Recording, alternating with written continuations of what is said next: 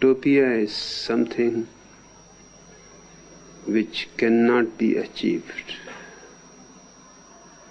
That's exactly the meaning of the word utopia.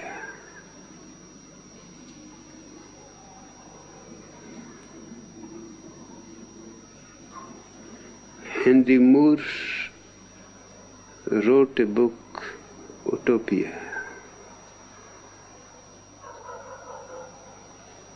in which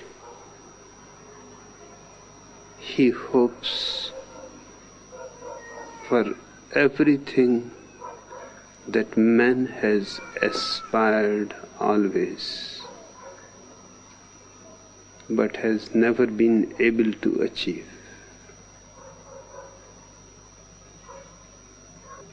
There have been revolutions, there have been attempts to make alternative societies, all have failed. But that does not mean that we have made every possible effort.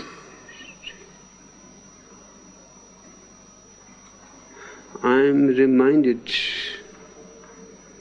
of Thomas Alva Edison.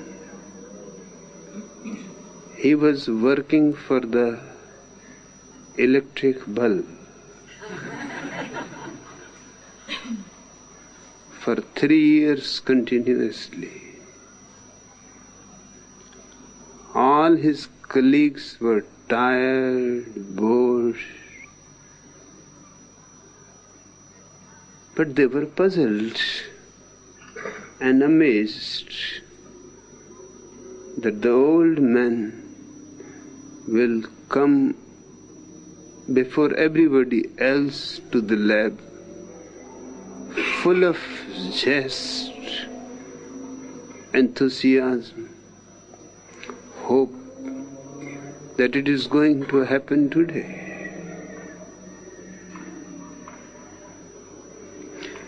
Finally they said, 3 years we have been hearing, 900 experiments have been made, all have failed. But you seem to be absolutely unaffected by the failures.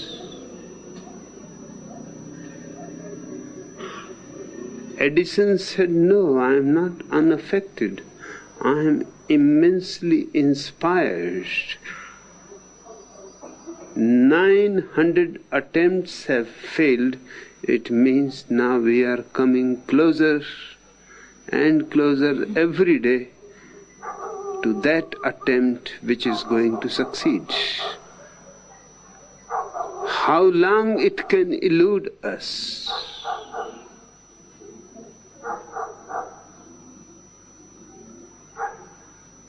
It is a challenge. Do you see his point? He is saying 900 doors are closed. We have inquired, they are wrong doors. They lead nowhere. Now the number of doors is reduced. 900 doors are less. We are succeeding. We are coming closer and closer to the door that will lead to the successful experiment. Slowly, slowly his colleagues deserted him. His friends left him. But he continued, and one day he succeeded. It was late in the night. Must have been 3 o'clock in the morning. The first light bulb And he was so enchanted by it that he simply went on sitting under the light, looking at it. 5 years he has been working.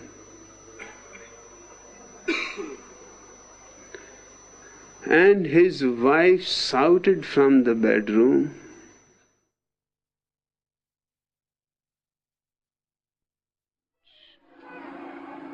more serene, more collected, more together. The name of the methodology I call is meditation. The individual needs something more than the mind.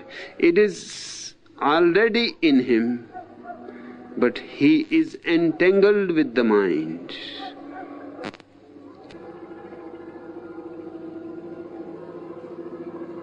Just a little effort of watching the mind, sitting silently, looking at the mind, as if it does not belong to you, and it does not belong to you. You are the watcher, the mind is the watched. You are the observer, the mind is the observed. You are the subject, the mind is the object. You are not one. Your subjectivity is your liberation. Liberation from the mind.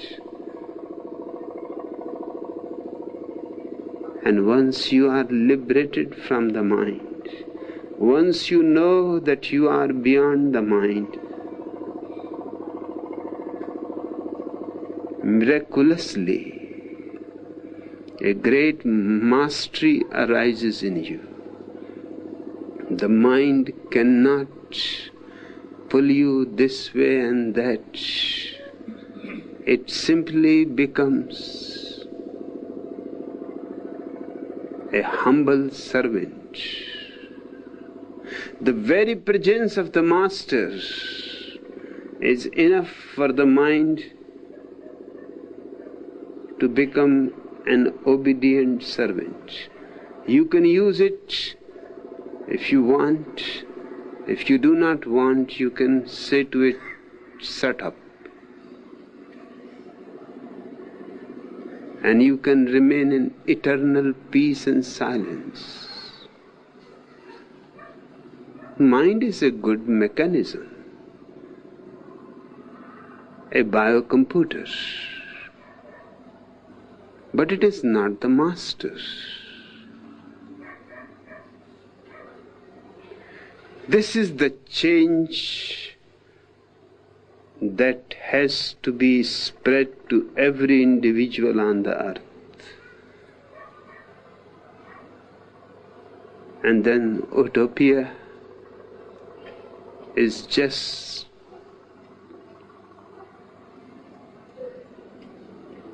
by the corner of the road. Then it is not something which cannot be achieved. It can be achieved and it should be achieved.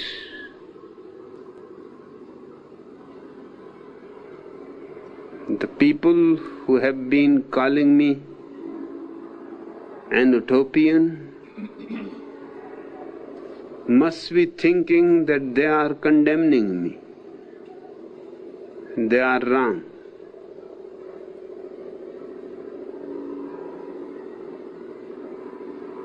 I take it as a compliment.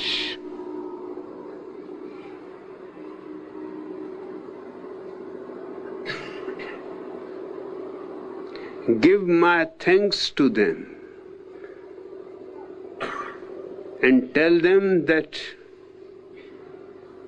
I am an utopian, my people are utopians, and I want the whole world to become utopians.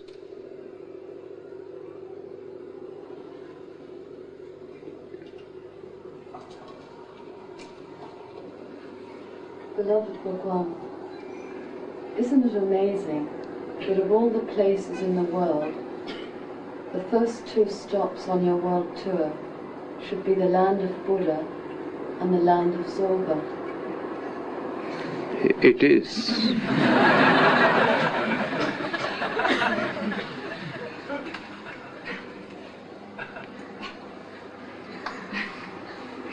Just one thing should be understood about it, that in reality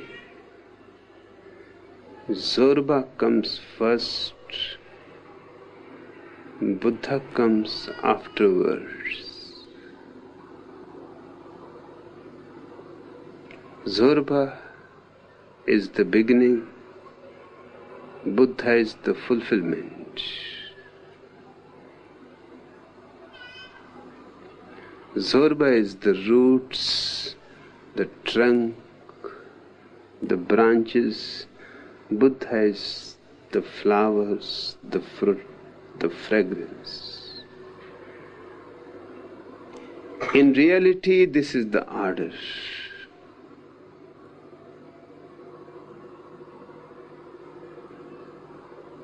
But I went first to Nepal, the birthplace of Buddha, and then I came to Crete, the land of Zorba.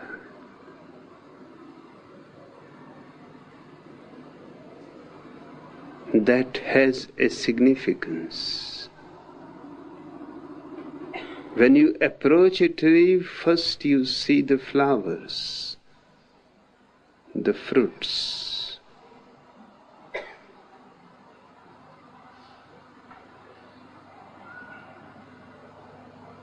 They come last as far as the tree's growth is concerned. But when you go to the tree, those are the first to be seen. And only if you want to go deeper into the reality of those flowers, then you will find that behind those flowers are hidden roots in the earth.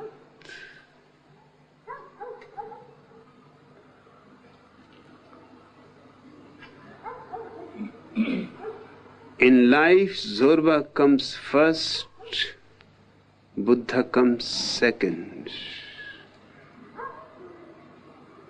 But when you start exploring the reality of Buddha, the flowers, Buddha comes first, Zorba comes at the very last. There are many who stop at the flowers and never bother about the roots. They are the fools, because they do not understand that the flowers will not exist even for a single moment if the roots do not go on supplying the juice to the flowers. But those roots are hidden under the ground.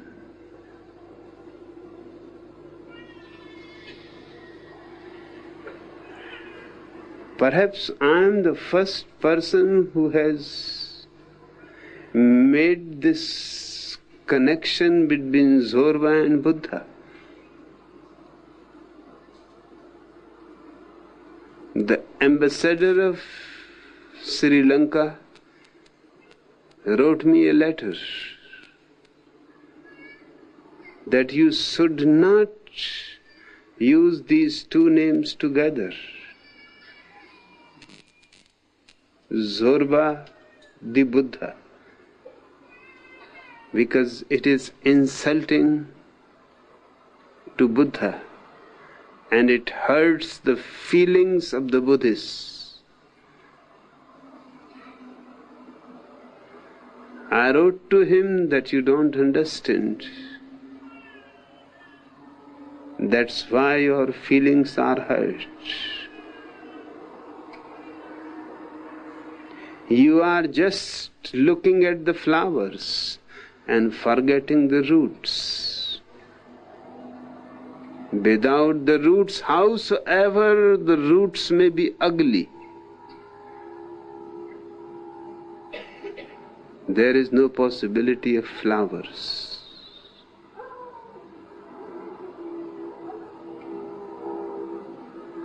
The whole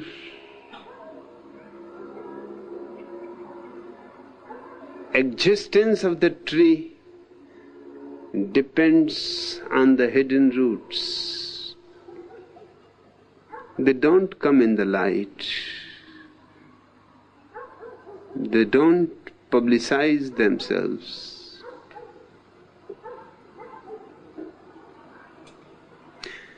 But that does not mean that a man who is really into deep research about man's consciousness will not be able to find them. I told the ambassador that you can hurt as much as you want, but this is my experience that every Buddha is based in the roots of Zorba.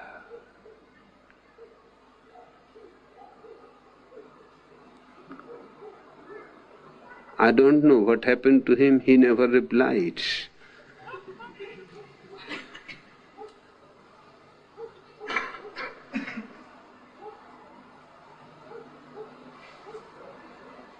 Neither the people who love Zorba will ever think of Buddha.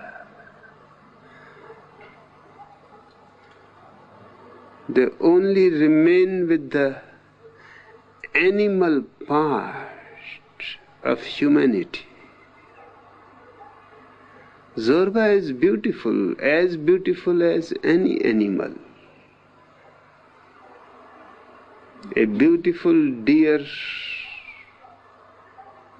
a beautiful lion. The same beauty Zorba has, the same intensity and the same power and same earthliness. I appreciate it, but that is not the end. All that power, all that beauty should go through a transformation to create a far more delicate beauty, far more delicate power, the power of love, far more deeper insight into existence itself, far greater love, love that becomes compassion, compassion to the whole existence. Zorba is beautiful, but only as a seed. He will attain to his full beauty when the seed becomes a tree and blossoms.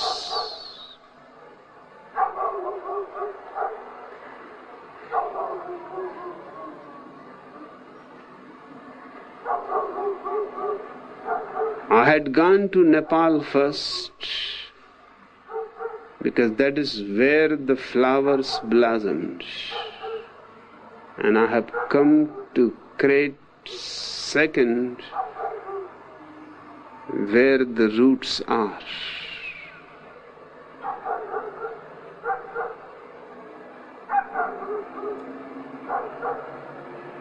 there is a certain logic behind it. I love both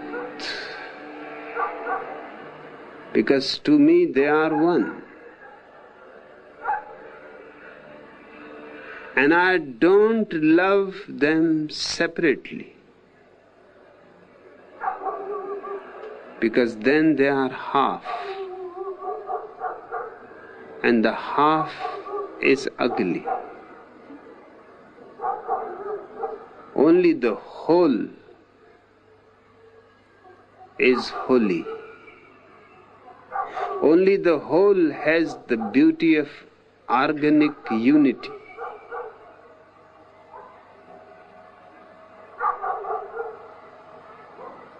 Zorba is only a dream. Buddha is the realization of the dream.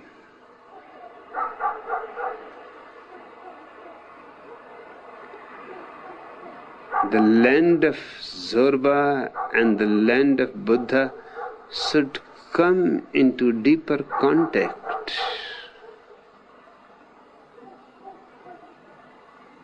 I made this journey to create a bridge, but I see strange bishops here who are protesting against me. I have not come to stay here. Zorba is my past. Buddha is my present.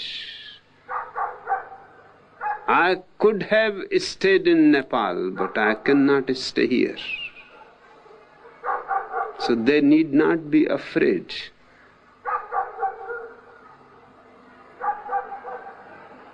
But I had never thought that in the land of Zorba there will be such cowardly bishops dominating people, telling lies to them, provoking them against a guest who is going to be here only for a few days and who has come just to pay tribute to Zorba, not to these stupid bishops.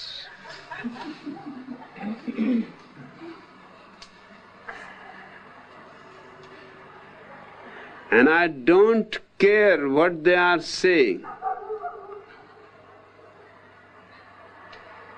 because I have no desire to be here. I can leave tomorrow. I have paid my visit. I have paid my tribute. And those who can understand would have understood, and those who want to remain blind, that is their choice.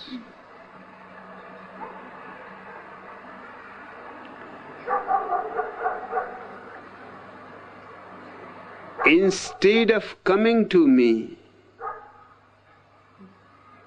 those bishops are asking the government that I should not be allowed to stay here. They should have come to me, a man coming from the land of Buddha.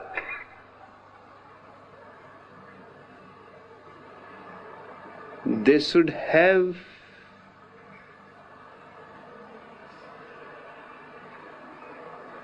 made some communication with me. They should have inquired that what relatedness I see between Zorba and Buddha. I have enhanced the beauty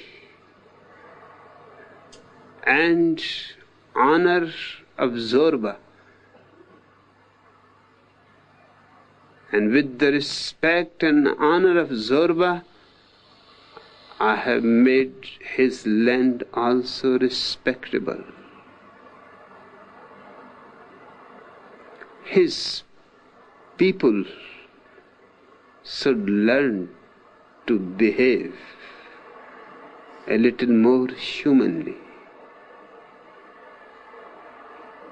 particularly to a guest who is just going to be here for a few days. I just wanted to see the place which can produce peoples like Zorbas. Zorba is fictitious, but the man who created Zorba must have carried a tremendous dream of himself being in Zorba's place.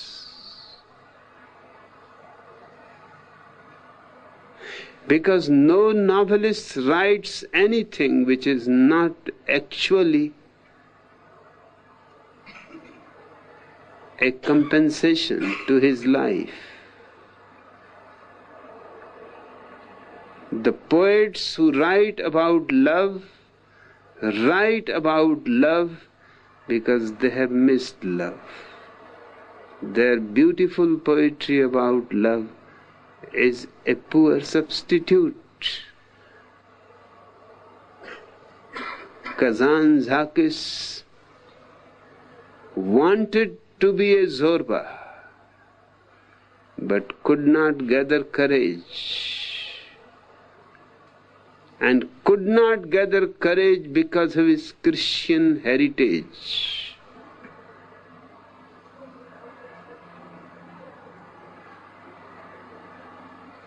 In his novel Zorba the Greek, there is a beautiful statement.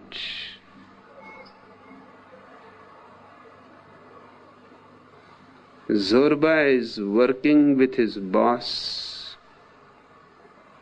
The boss is always sad, long face, worried, and Zorba is always enjoying small things of life, food, wine, women.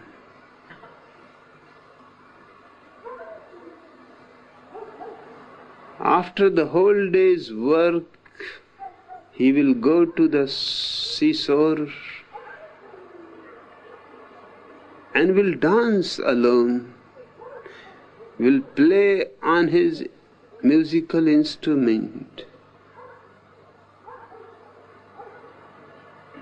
The boss could not believe that he has nothing, a poor man. But he lives like an emperor.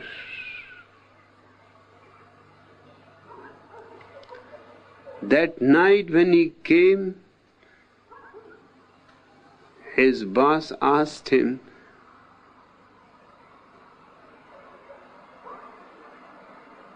that why am I so sad and why you are so blissful always. And Zorba says to the boss, boss, the only problem with you is you think too much. I am a poor man, I don't think. I simply live.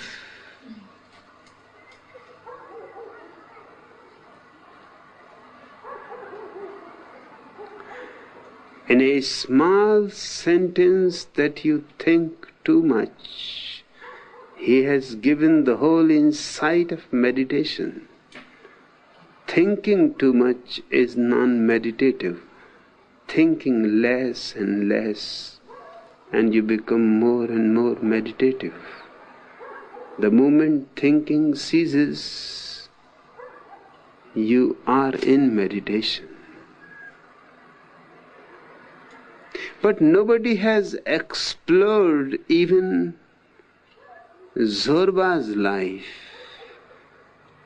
Otherwise, he would have found possibilities of him becoming a Buddha.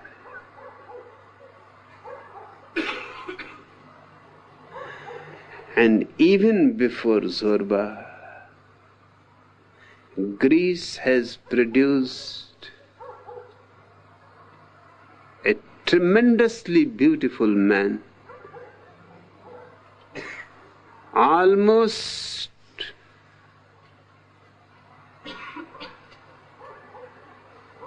$2,000 before, very close to Gautam Buddha.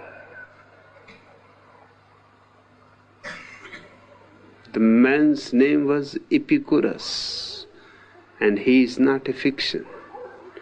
He is a living Zorba. His whole philosophy was just to live moment to moment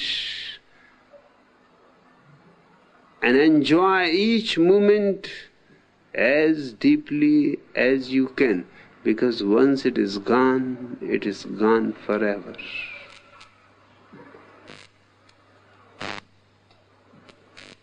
He has made a small commune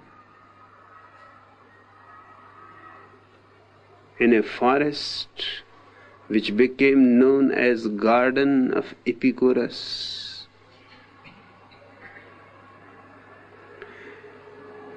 But even Greeks have not paid much attention to Epicurus or his teachings. Nothing much has survived, very few fragments here and there.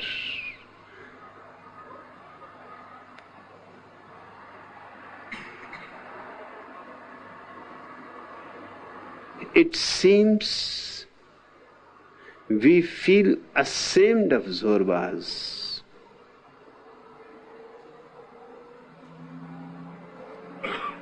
And they are authentically real human beings. And only on their solid rocks we can make beautiful temples of Buddhahood, of enlightenment, of awakening.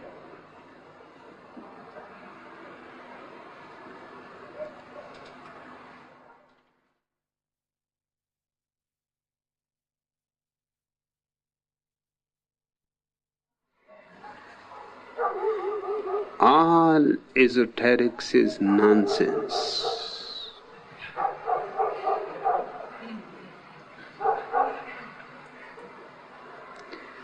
But the question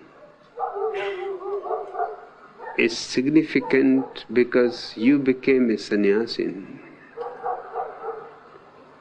Naturally, people must have assumed that you have become esoteric.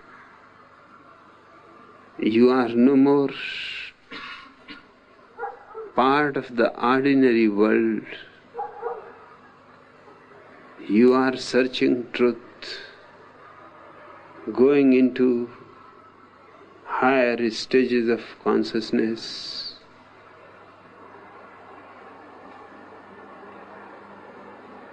The people must have thought that you have become esoteric. They don't know anything about my sannyas. The old sannyas is a four-letter word. It is esoteric.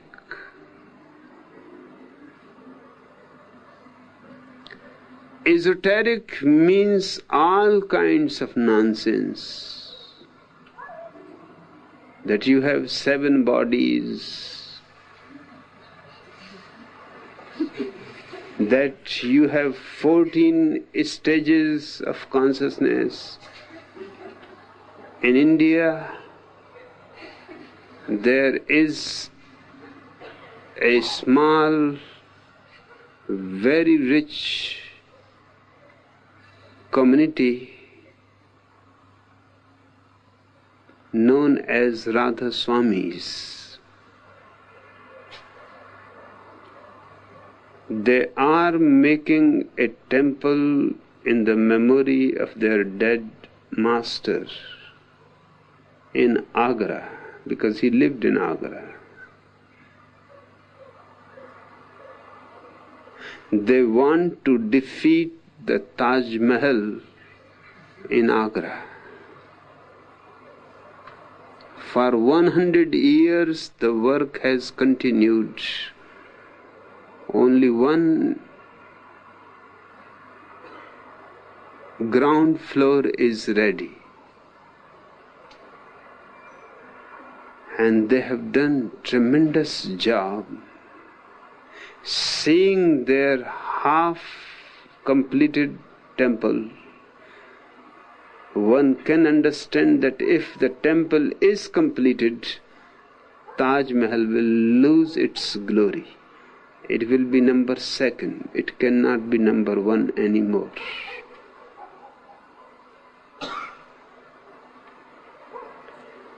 But they are running out of finances.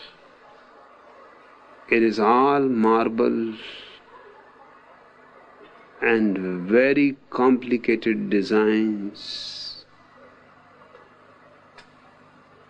and very esoteric maps on the marble. They invited me, I was lecturing in Agra, they invited me to come to their temple, and the high priest told me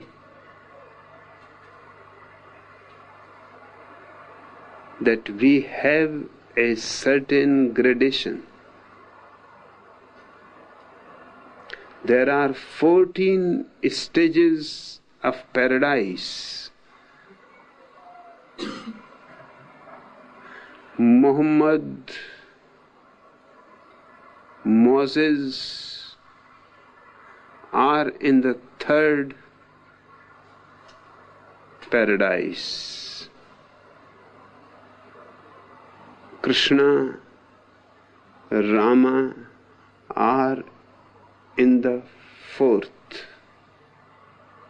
higher than Moses and Muhammad.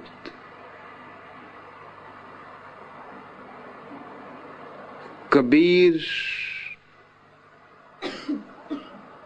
Jesus, Farid are in the 5th, and so on and so forth.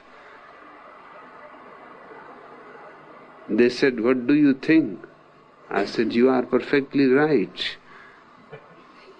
Just one thing is wrong. Because their own Guru is in the 14th, the highest stage of paradise." I said, "Everything is right.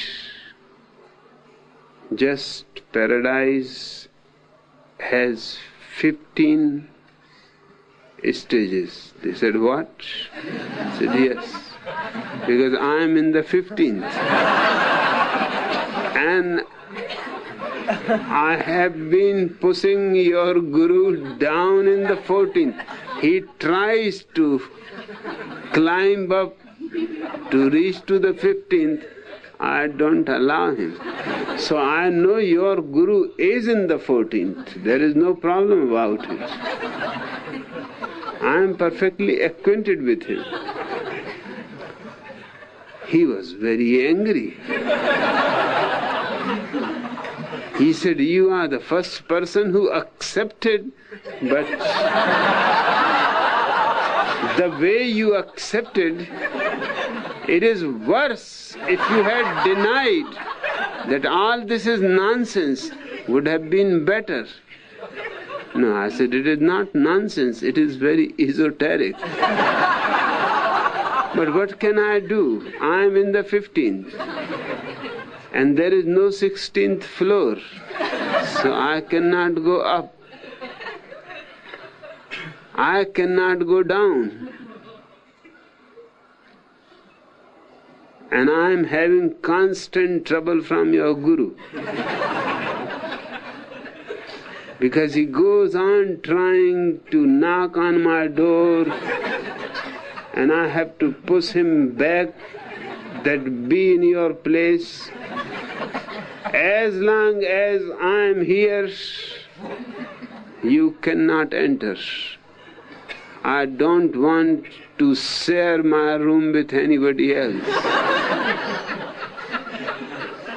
The Guru said, this is strange. I said, it is strange. But up to now it was not strange when your Guru was in 14th. It was perfectly right. Now it is strange. It is all nonsense. Who are you to decide who is higher and who is lower? What criterion you have got? And you are putting Buddha in the 7th plane, and your own Guru, who was not known outside Agra and has nothing much in his teachings. I have looked into his books. It is all borrowed from others. He is in the 14th. You should be ashamed to do this. And if you can do this, that you can put Buddha into 7th, Kabir into 5th,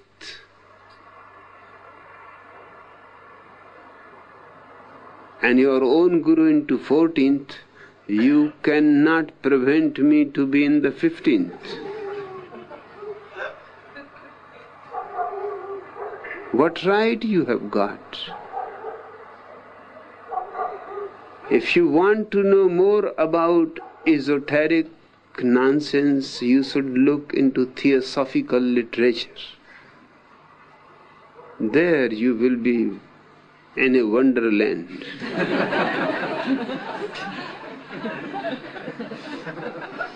Colors, auras,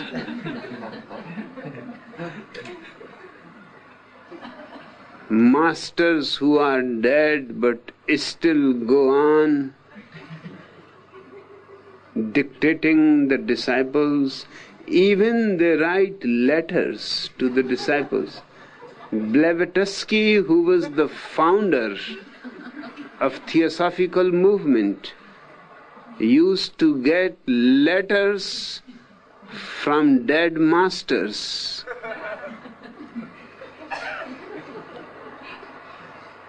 A strange name they have found for a dead master, Koot Humi. Nobody knows who is this Koot Humi. In short, so that people don't laugh, they call KH. Letters from KH were received continuously by Blavatsky.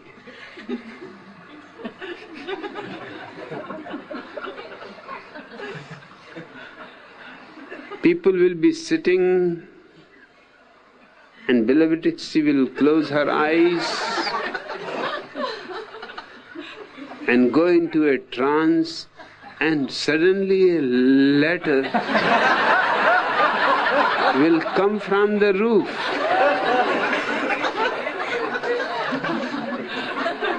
It was in a court case that the whole thing, the whole esoterics was destroyed, because the man who was used to hide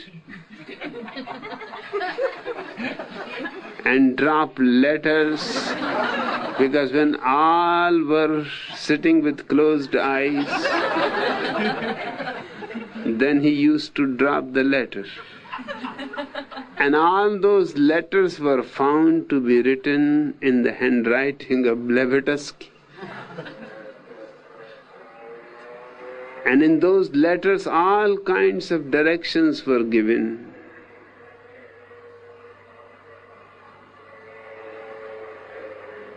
Spiritual instructions.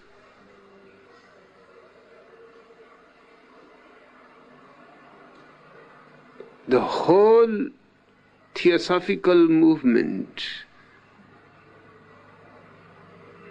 is full of this kind of nonsense.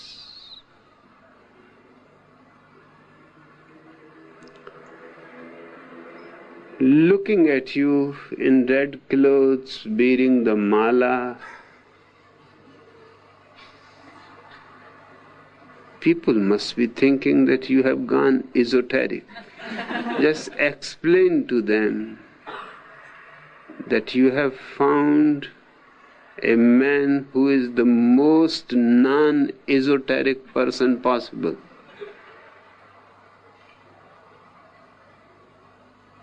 And this is nothing to do with any esoteric philosophy.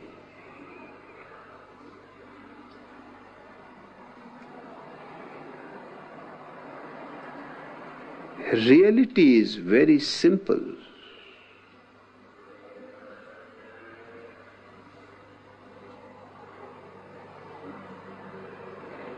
But religions, their leaders, try to make it very complex.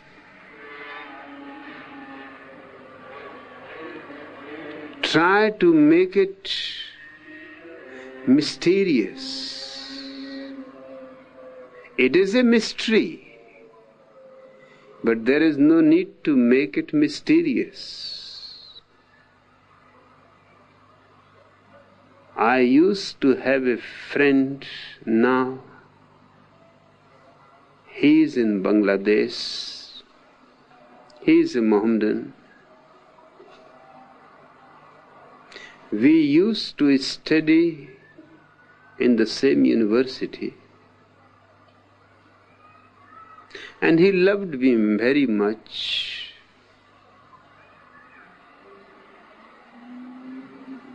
Suddenly, when he went back to Bangladesh, he became famous as Bengali Baba.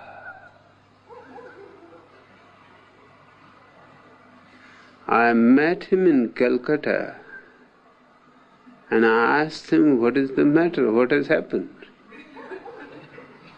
He had many followers who thought him that he is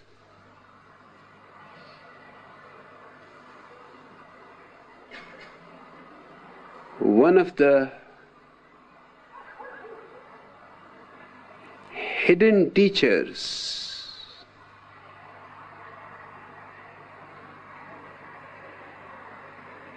God goes on sending secret teachers who work in a secret way.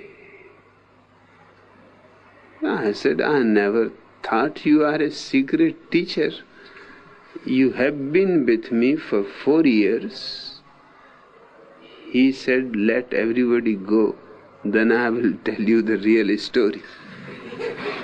When everybody was gone in the night and we were left alone, he said, now I can tell you the thing. The thing is, you know, I am a lazy man. In the university, if you had not been writing my answers in the examinations, I would have failed. I had to do 2 papers in 3 hours, 1.5 hours for myself 1.5 hours for him. But he was such a lovely person that I said, there is no harm. I may lose first class, I may come second class, third class, but let him pass. If I leave him behind, he is never going to pass that class again. I have to keep him dragging with me till we are out of the university. He said, you know, I was a lazy person. I cannot do any job. I looked around, I saw doing something esoteric will be good. No work, no boss, thousands of followers.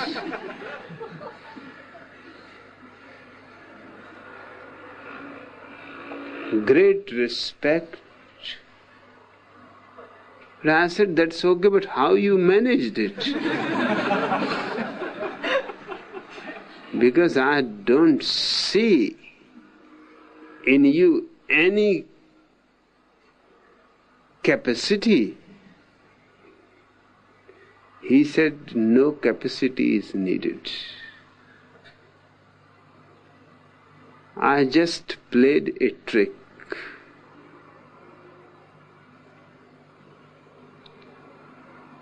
I started living in a Sufi dress, green color.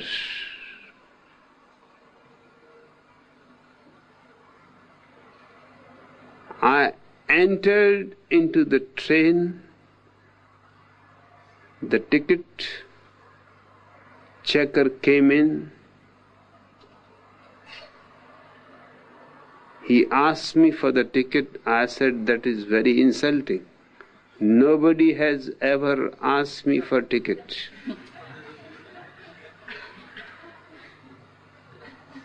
A saint is not to be asked for a ticket. You just get out from here. The ticket collector was really angry. He said, this is something. You don't have the ticket and you are telling me to get out from here. Either you give me the ticket or I will throw you out.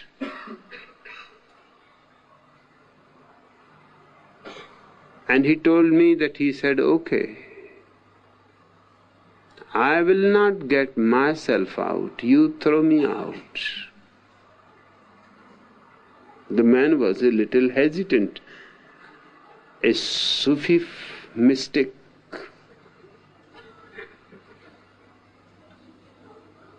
He was also a Mohammedan. Perhaps it may bring a curse or something, and the whole passengers gathered together.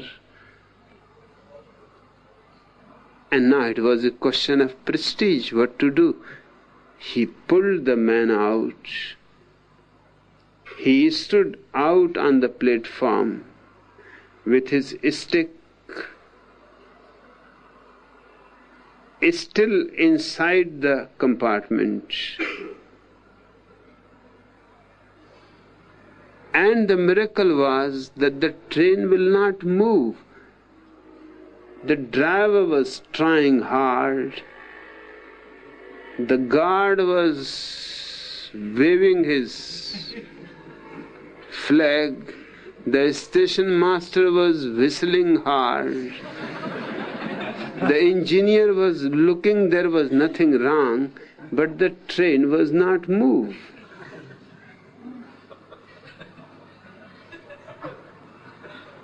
Finally, somebody in the crowd said it is because of that mystic who is still keeping his stick inside the train.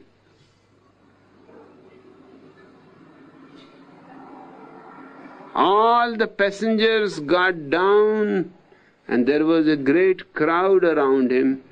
The station master came running, the driver came. They persuaded somehow the ticket collector that you should not do such a thing. What was the matter? One man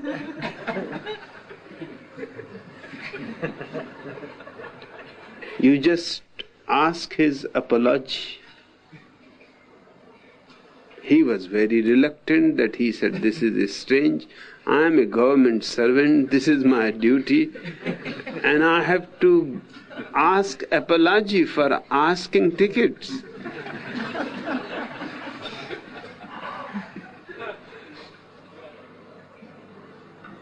But the crowd was getting angrier,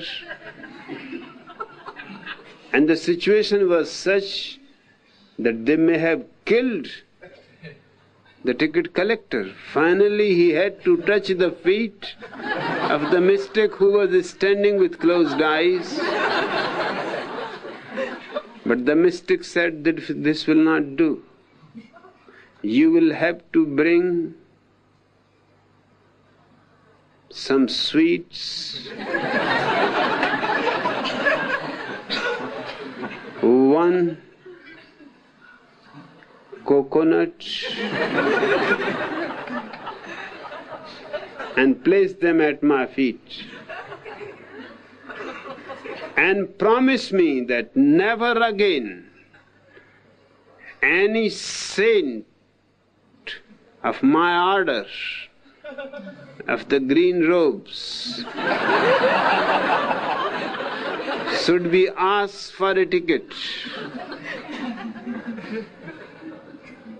These trains are running because of us.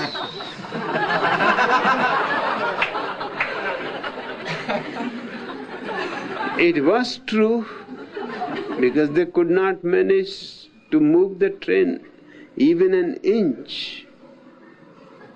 The sweet was brought, the coconut was brought, they were placed into his feet, and he said, now take me back into my place, just the way you had pulled me out, and learn to respect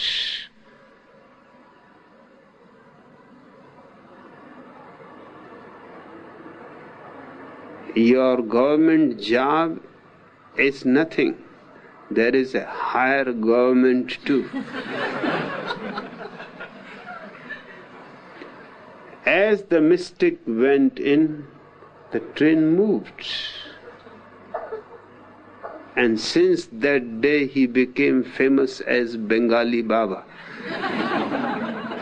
That's all he has done. And now he is living luxuriously. He has done a miracle. I asked him how you managed it. He said it was simple. I had to bribe two persons, the ticket collector and the driver. That ticket collector was my man.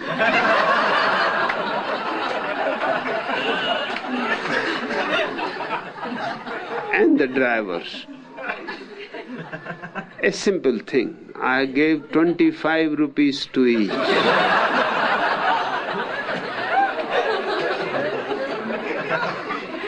And I said, it is a question of my life and death. Just do it once, and my whole life I can live as lazily as I want. Now people are massaging my feet, bringing sweets, and many miracles are happening on their own. Now I am not doing anything. Sick people get healthy.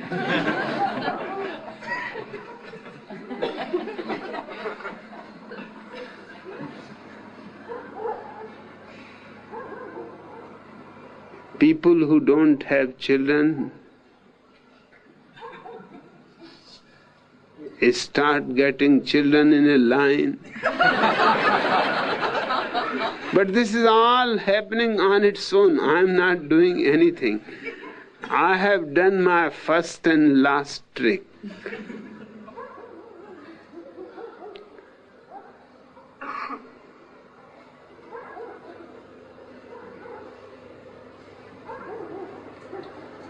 The people have been cheated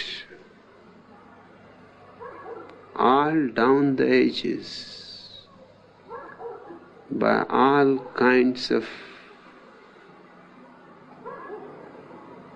charlatans,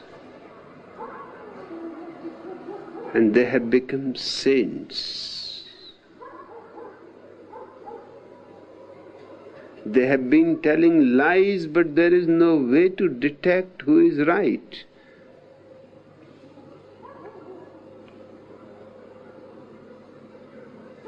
Hindus believe in one hell. To defeat Hindus, Jainas believe in 7 hells. To defeat Jainas, there was a teacher contemporary to Mahavira, Gausalak, who believes in 700 hells. You cannot prevent. Neither there is any evidence for 1 hell, nor for 7, nor for 700. But people are gullible. People are so afraid, and these people have been making everybody afraid of hell and hellfire, and making everybody greedy of paradise and heaven and all the joys and the pleasures there. Between greed and fear, all your religions have existed. So whosoever thinks you to be esoteric, tell him that this is for the first time there is a man who is absolutely non-esoteric, who says that there has never been any miracle, that all miracles are either managed or invented later on when the founder is dead. Nobody walks on water, nobody makes people back alive when they have been dead for 4 days.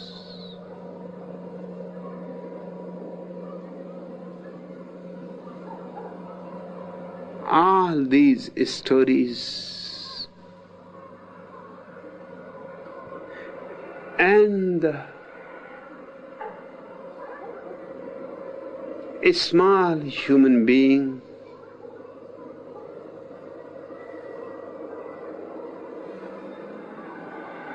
afraid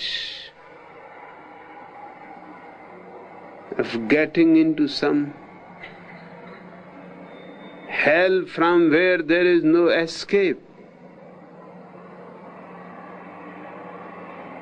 naturally gets caught by these so-called saints, miracle mongers, priests.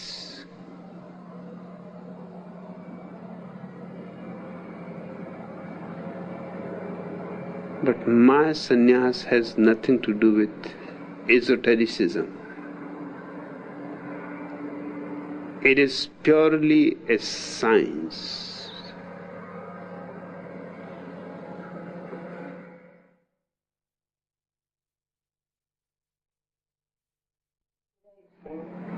is the anniversary of the liberation from the Nazi invasion. It has always been a very meaningful day because it signalled the end of fascism and the beginning of many hopes for a new freedom. Now, at least 2 generations of Italians are deeply disappointed about what happened after the liberation, and an increasingly cynical attitude towards life is spreading all over Italy. Do you want to say anything to the Italian people in a period when empty words and false hopes of politicians will be heard everywhere?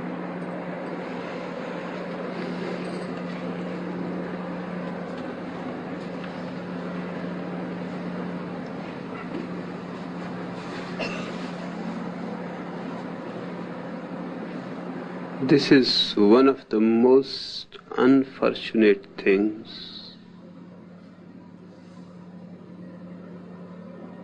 that man has been exploited in every possible way.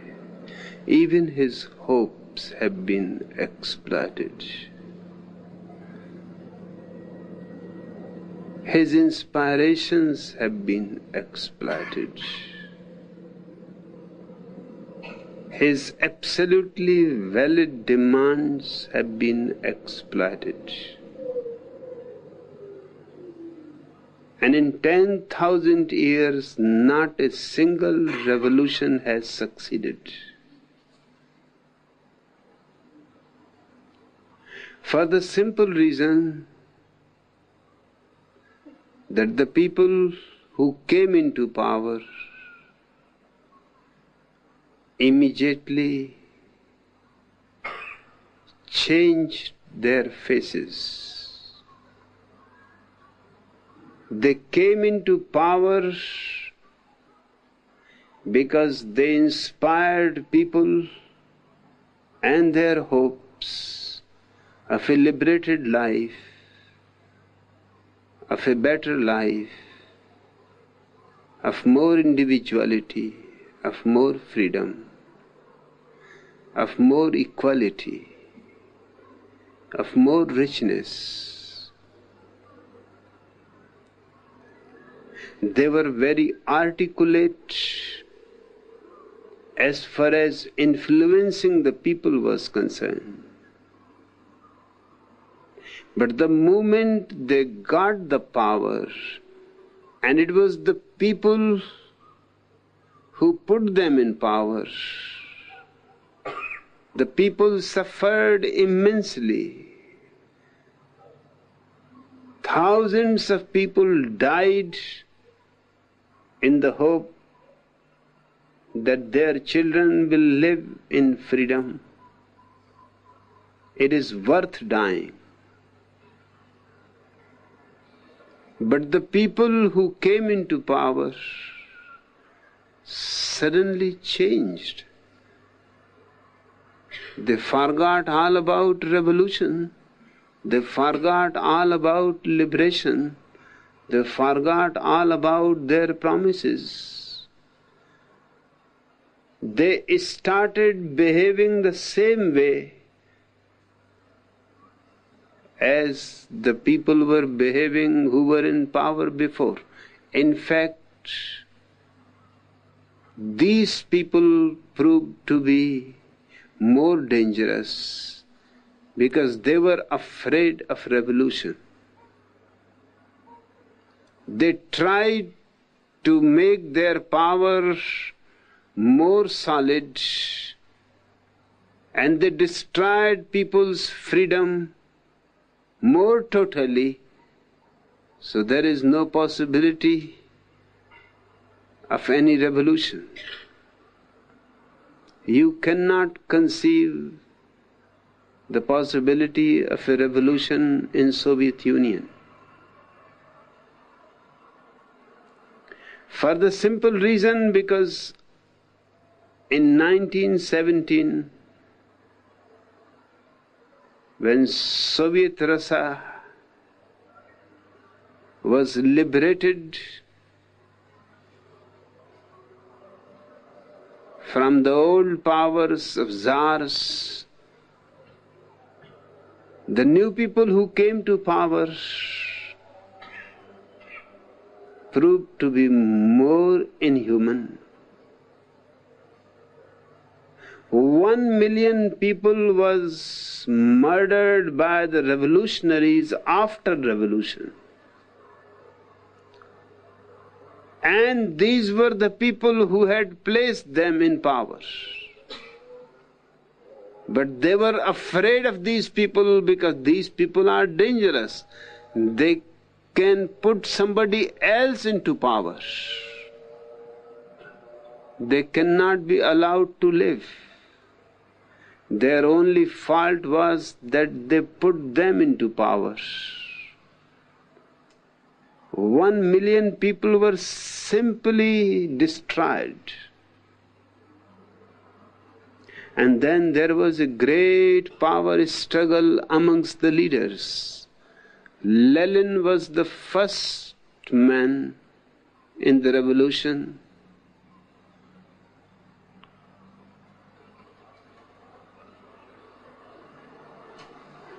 Trotsky was the second man in the revolution. Kamenev was the third man in the revolution. Zinoviev was the fourth man in the revolution, and so on. In 10 great leaders of revolution, Joseph Stalin's name was not there. He was just the secretary of the Communist Party.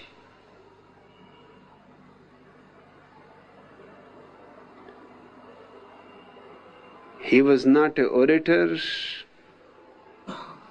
he was not articulate to influence people, but he was very clever and cunning in organization, and he proved to be really dangerous because all these leaders were influencing the people, and Stalin was capturing the Communist Party from inside, the organization which is going to be in power. His name was not known, he was an unknown person. But as the Communist Party came into power, he started giving small doses of poison to Lenin through his doctor. Such small doses that it made him incapable to function. And it killed him within 2 years.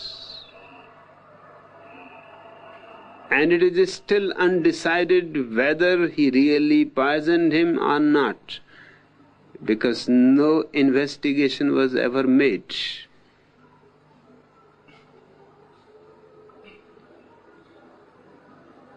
But all circumstantial evidence is that he killed the man.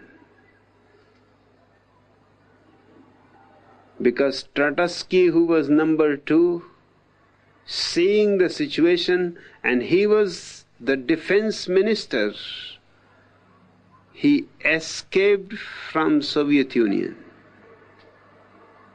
in time before he is caught, because he was number 2. Lenin is finished, Trotsky escaped and became a refugee in Mexico. But Stalin was not ready to leave him alive. You will be surprised to know that he took his whole family, only his dog was left in the house. Stalin shot the dog too. Now the dog was not going to compete, but because it was Trotsky's dog, it cannot live. And Trotsky was murdered in Mexico by men arranged by Stalin. Murdered in such an inhuman way you cannot conceive. With a hammer,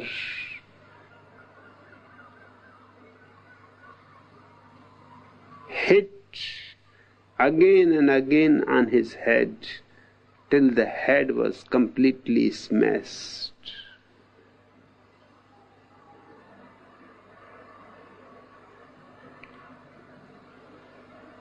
The third man, Kamenev, was killed. The fourth man, Zinoviev, was killed.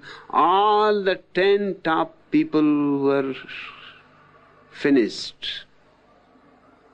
And Stalin became one of the greatest dictators in the whole history of man.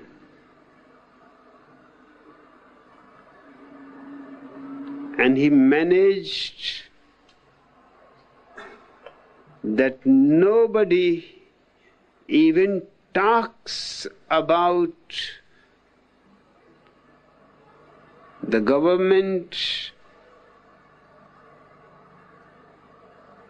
any criticism,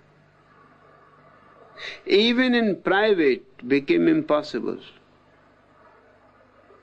He made the whole country in such a way, small children were part of the Youth Communist League,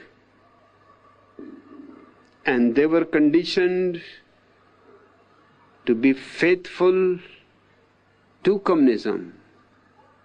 And if their parents talk anything against communism or the Soviet Union, they have to inform immediately.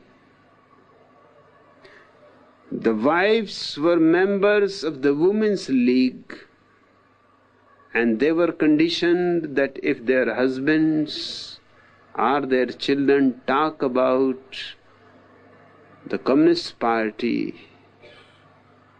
or anything suspicious, they have immediately to report. The men were part of the Communist Party with the same conditioning. In every family, everybody was a detective, and people were rewarded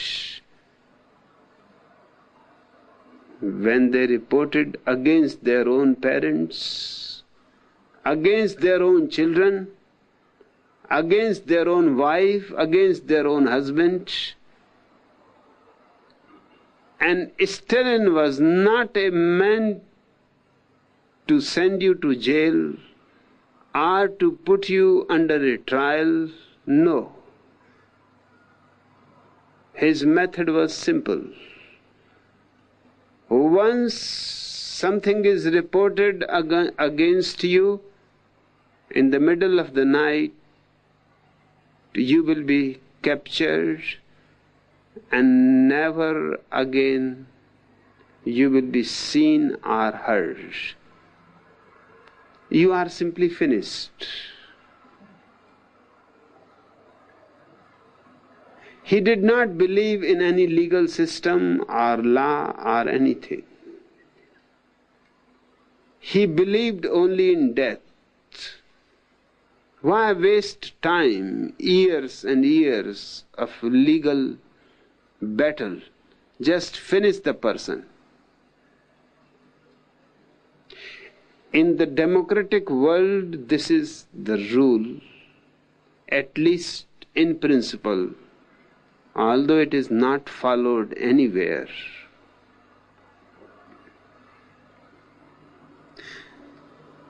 That not even one single innocent person should be punished, even if 99 criminals have to be left.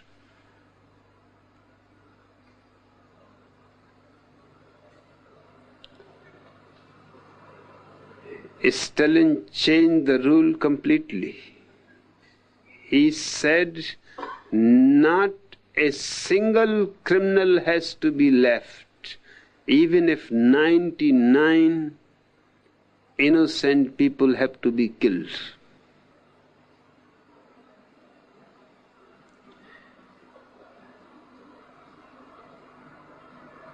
And for 70 years the same clique of a small group has been ruling. After Stalin, Khrushchev came into power,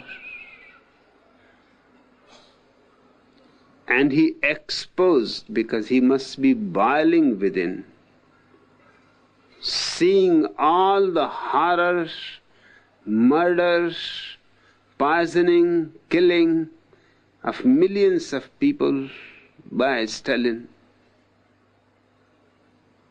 So he exposed Stalin when he came to power before the Communist Party. His first address, he said that Stalin has been the most murderous man in the whole history. One man from the back asked, "You have always been with Stalin. You have been one of the chief members, important members of the Communist Politburo. Why you had been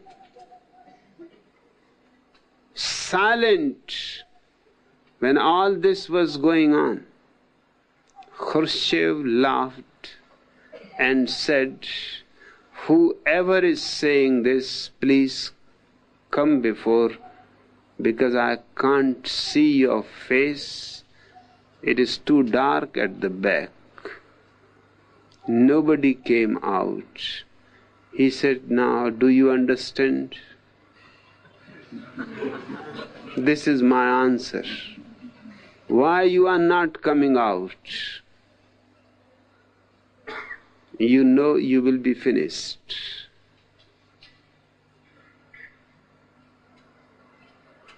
That's why I didn't say anything, because I knew I will be finished.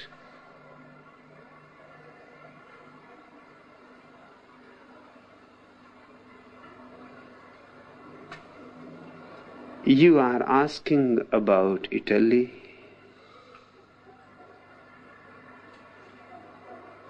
It has the unfortunate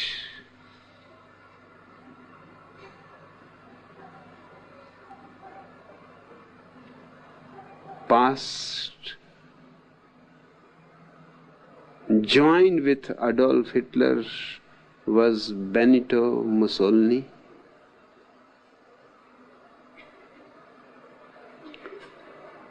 It has seen the fascist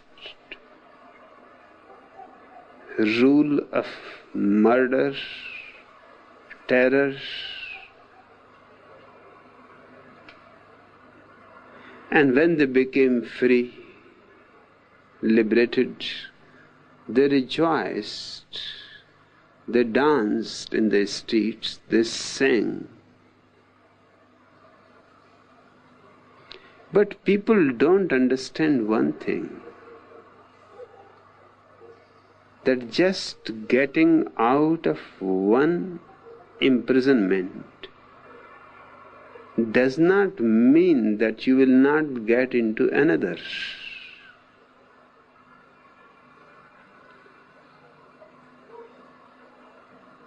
You can get out of one imprisonment,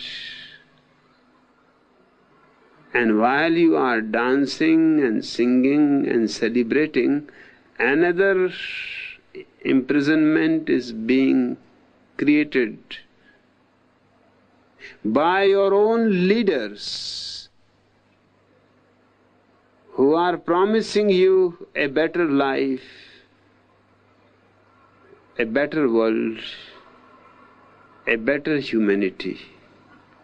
But these leaders are nothing but descendants of Benito Mussolini. the same type of mind. The politician is everywhere the same type of mind.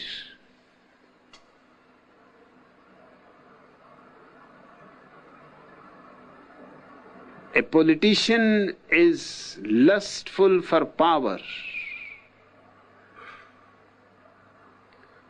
And once he gets power, then how he can allow you to be free, to be liberated, to be independent? Again you are caught in the same net. And this has been going on for centuries. It is time to understand the whole situation. And it does not help to be cynical. It does not help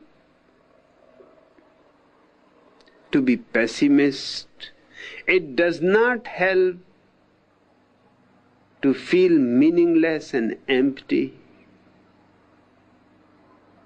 It won't prevent the politicians to go on playing the same game. You have to understand one thing, that if the world is really interested to enjoy freedom, then politics should not be so important. It should be reduced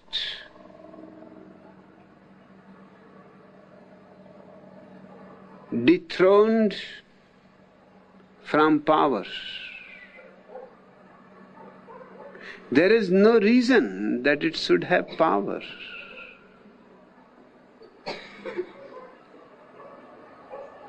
The government should be only functional.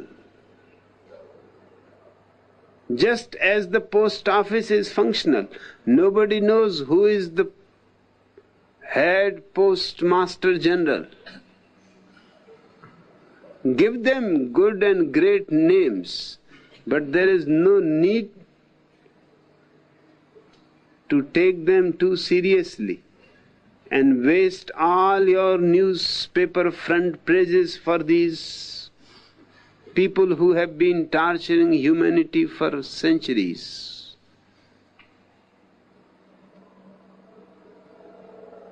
And start different ways of expression, creativity, which have nothing to do with politics. Small guilds, small communes of painters, of poets, of sculptors, of dancers, who have nothing to do with politics, who have no desire to be powerful, who really want to live and live fully. Let the whole society be slowly divided into communes of creative people.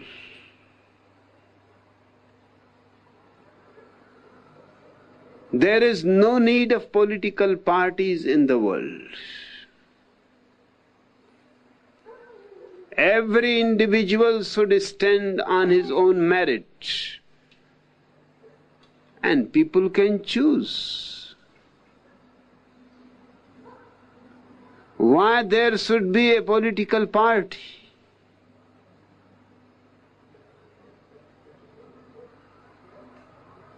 There is no reason. You need a finance minister, all the great experts in economics and finance you have can compete for it, and they can be chosen for it. There is no need for any party.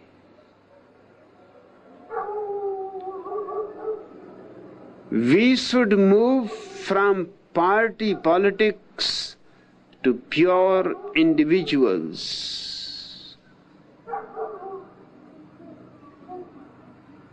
from democracy, from dictatorship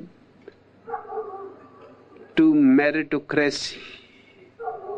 Merit should be the only decisive point.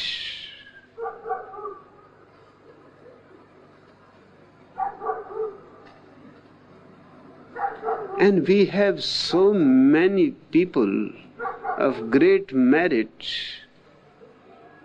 but they will not become part of a political party. They will not degrade themselves. This is below them, to become part of a political party and to beg for votes and promise you false things which they cannot fulfill.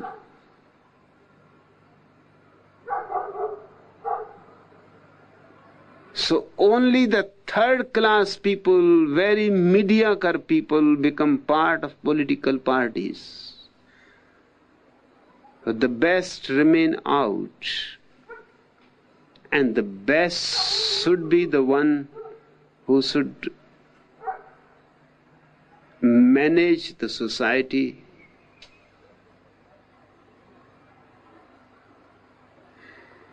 And we have in every field geniuses. But those geniuses you don't find becoming prime ministers or presidents.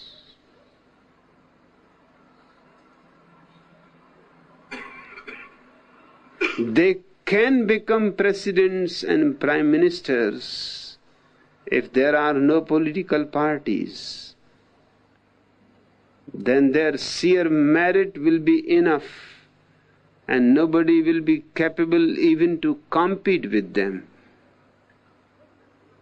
They may not have to go to beg your votes. They will be chosen unanimously.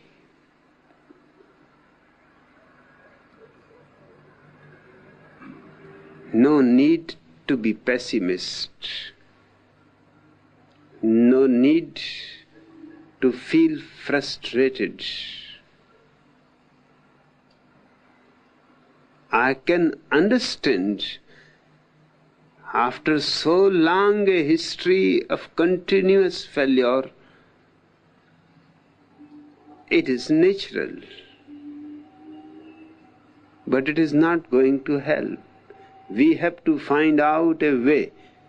We have to search why old attempts have failed, and we have to work out new methods, new strategies. And the youth of the whole world is in the same situation and is ready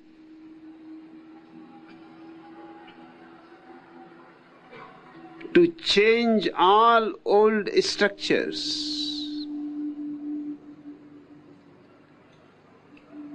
and make every change that helps humanity to become free.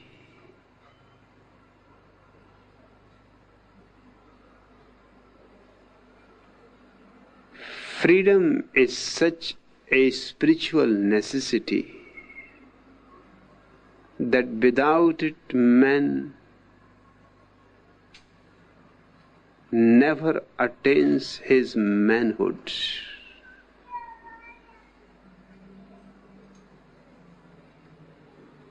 Liberation from dead superstitions, ideologies,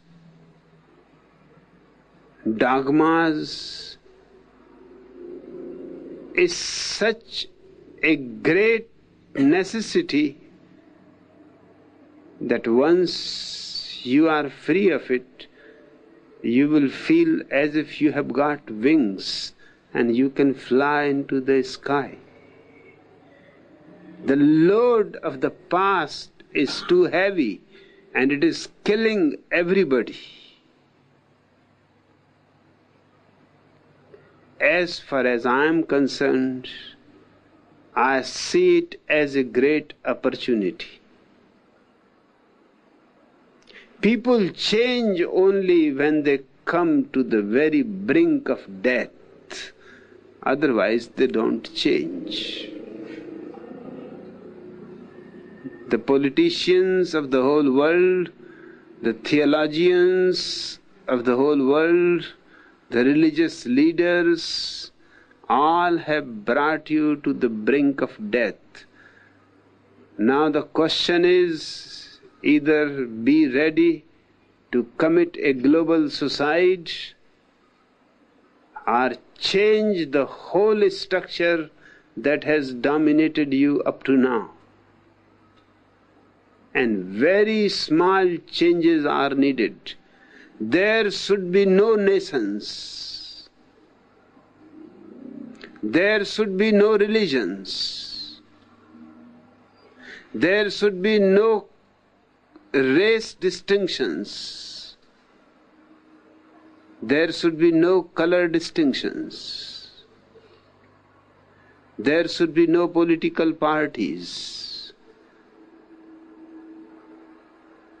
Nations can exist only as utilitarian units. Otherwise, everybody is a member of the whole earth.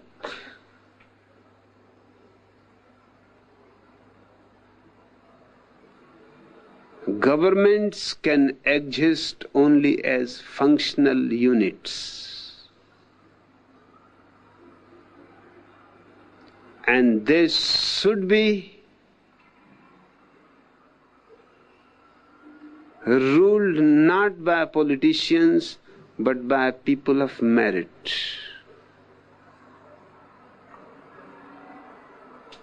And we have enough people of merit all around the world. There is no reason to be pessimistic. Perhaps at this moment we have more intelligence in the world than we ever had before. This is not the time to be pessimist. This is the time to rejoice.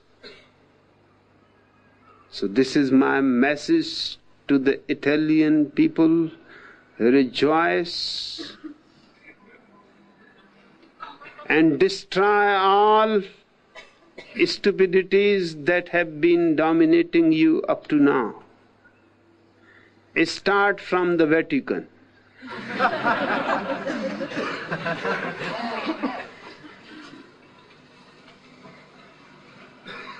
Beloved Bhagwan,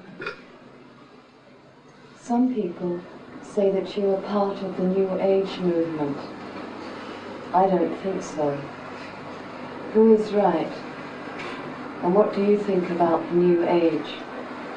Can it help people?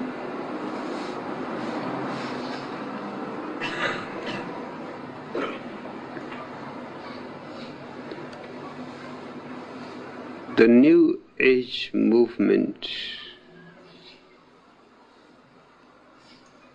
is just a fashion which will disappear very soon, as all your other movements have disappeared.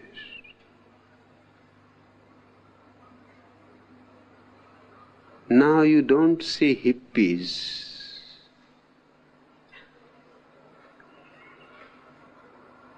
It is a very great phenomenon that so many hippies suddenly disappear.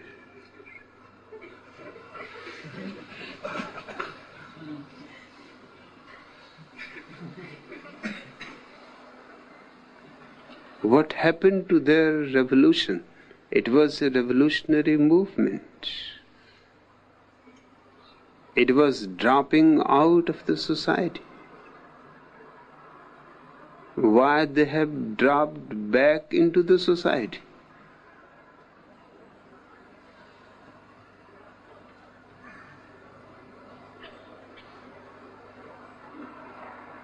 All these movements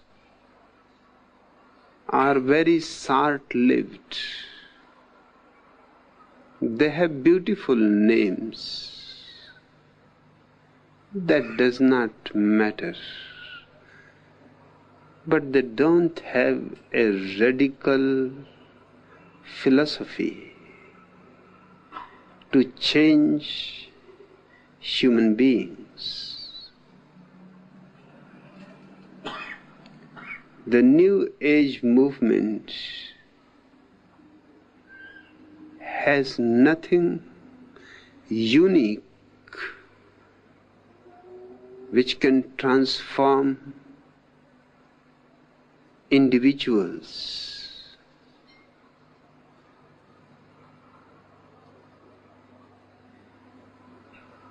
It is a fashion. Soon it will die. Just a passing phase. I am not part of any movement.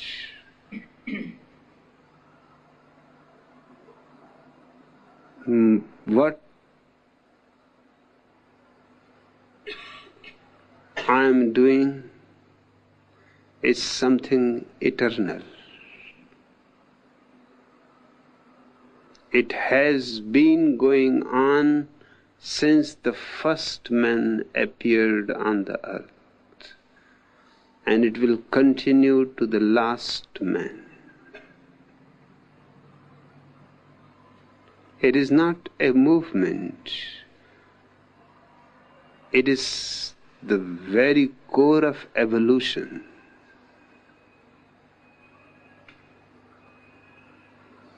So you are right that you don't count me as part of the New Age movement. I am not.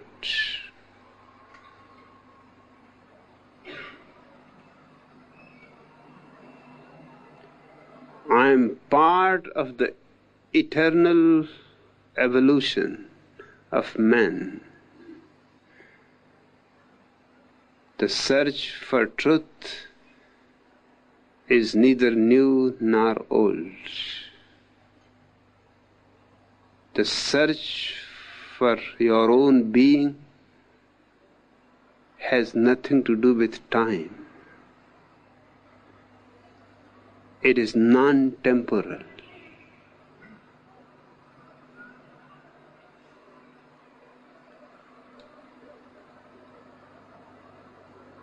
I may be gone, but what I am doing is going to continue. Somebody else will be doing. I was not here, somebody else was doing it.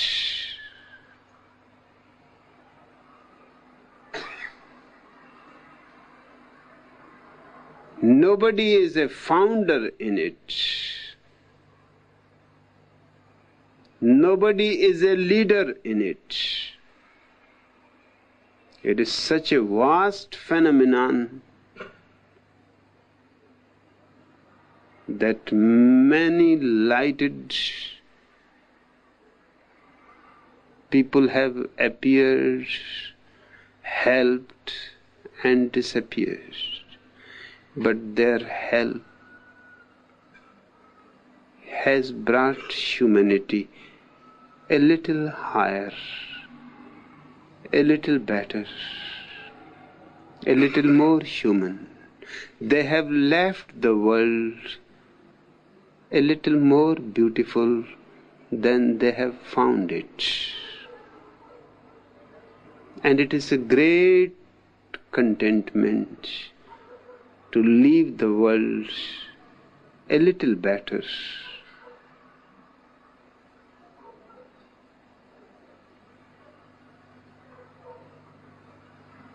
More than that,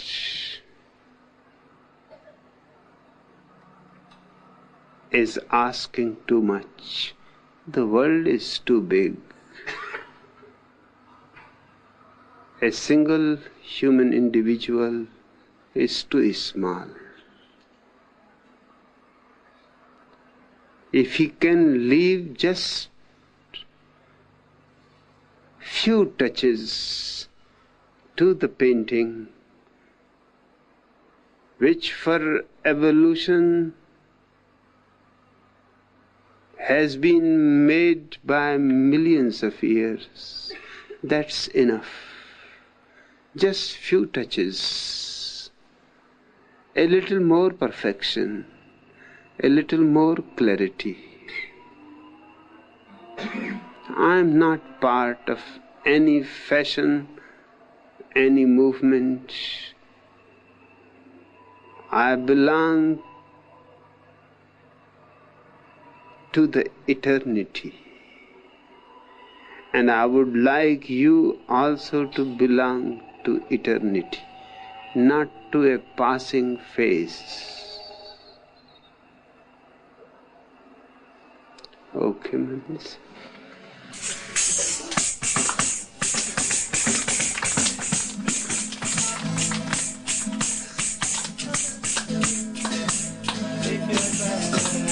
Go.